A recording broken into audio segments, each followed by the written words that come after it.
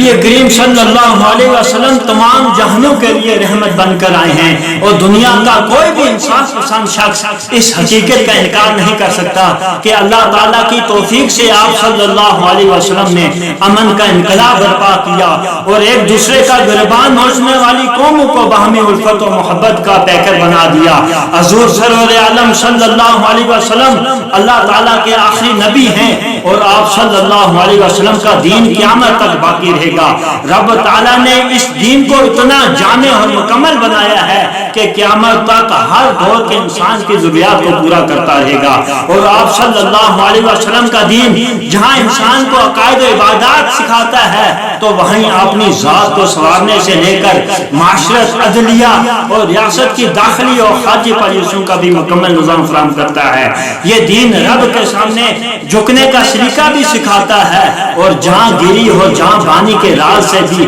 اشکار کرتا ہے۔ اللہ تعالیٰ نے اسلام کے کامل اور اکمل ہونے کا ذکر کچھ یوں فرمایا کہ اليوم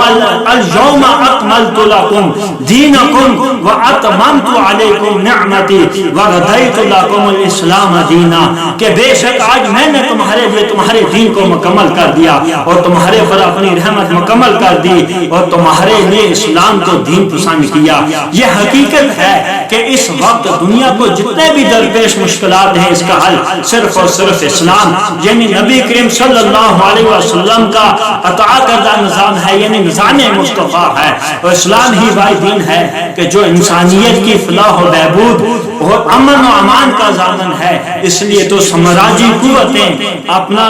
جبر و استبداد رکھنے کے لیے نئی نسل کو اسلام سے دور رکھنے کی کوشش کر رہی ہیں۔